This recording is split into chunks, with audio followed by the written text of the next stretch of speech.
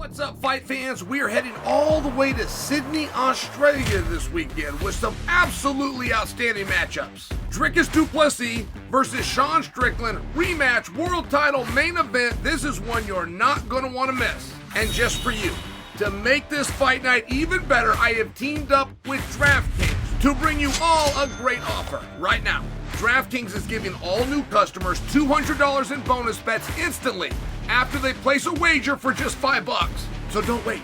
Download the DraftKings app. Do it right now. When you sign up, use the code SONNEN. DraftKings, the crown is yours. Stay in on the action. Use your $200 in bonus bets for same-game parlays for a shot at an even bigger payout. You can combine multiple bets together from the same fight. If sports betting is not yet available in your state, don't worry. You can still join in on all the fun with DraftKings Daily Fantasy for a shot to win cash prizes. I want you to download the DraftKings Sportsbook app right now.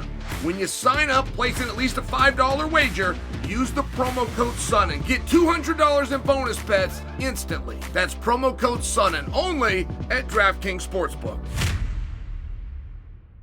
De Ridder, Bo Nickal. Let me personalize the story, okay? Let me figure out a way to take something I had no involvement in and to involve myself. But what happened at the last UFC? And this is where they're going to announce that the bad guy and the other guy are going to be doing tough. So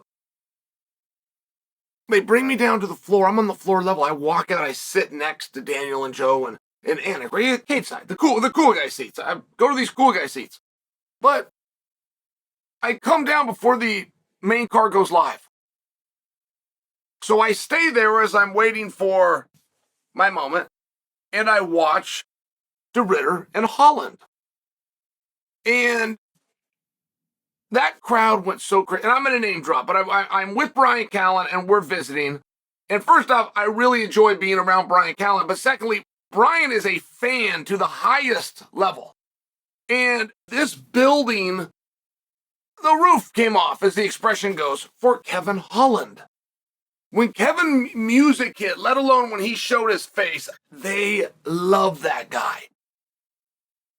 De Ridder, meanwhile, almost nothing.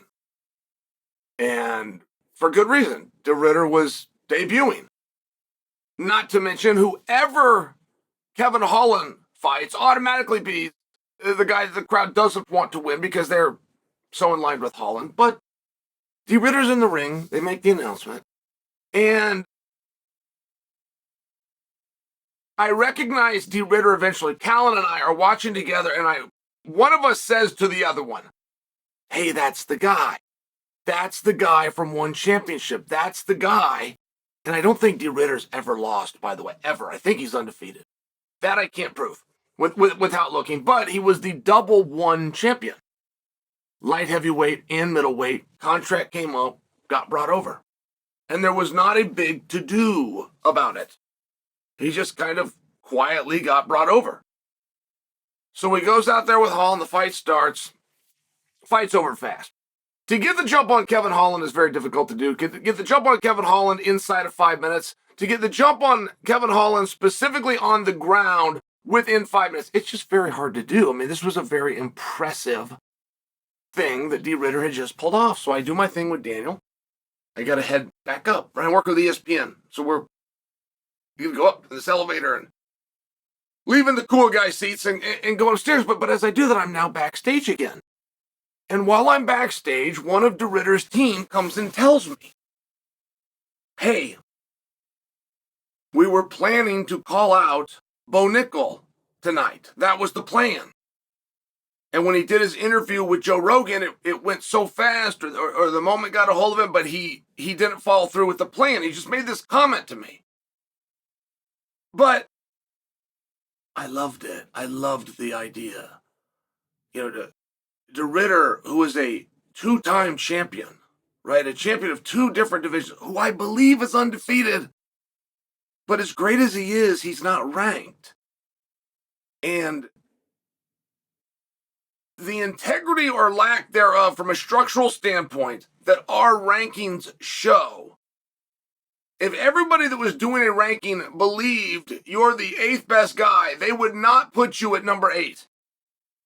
There is no criterion that needs to be followed other than one that they make up on their own, which is you can't put a guy into a rank spot unless one of these guys gets beat by that guy. Like, it gets really strange.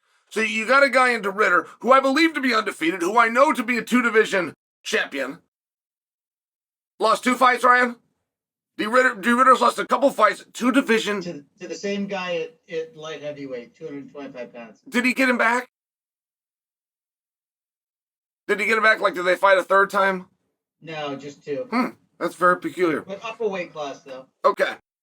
So, at any rate, okay, you got a guy that's clearly one of the best. And then the same thing goes with Bo Nickal. He's completely undefeated. They don't believe they've got 8 guys that can beat him.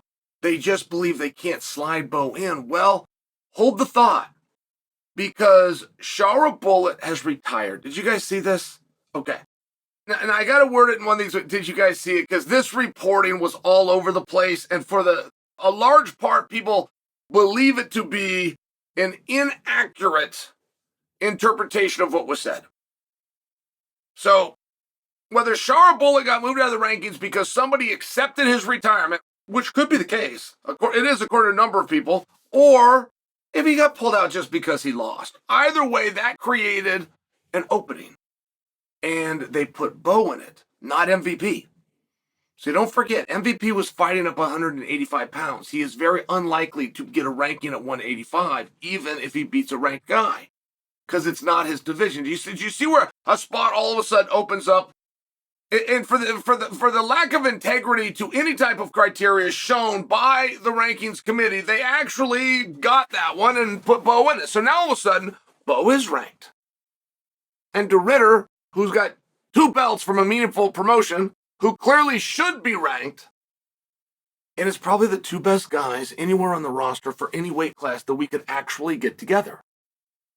There are so many fights that we would like to see, but again, because of this fake integrity-less criterion that is not written down or established anywhere, but because our rankings committee has it, we can't get a guy like Bo Nickal and Chimaev, the fight that we really want to see. We can't do it for ranking issues. And I just think that's very interesting. All of a sudden, Bo's within the rankings. De Ridder had an idea. This is de Ridder's idea. This isn't Chael out taking credit for the idea. I got it from him.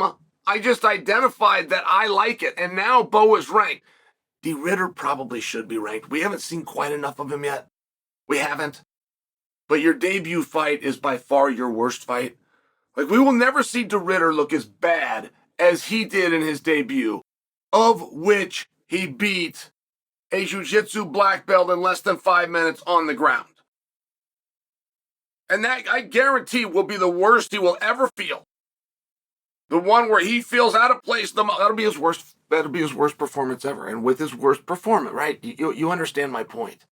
De Ridder versus Nickal, it's not too late. Neither one of them is signed anywhere. This is a great idea. I think that de Ridder should go for it. I want to see that fight.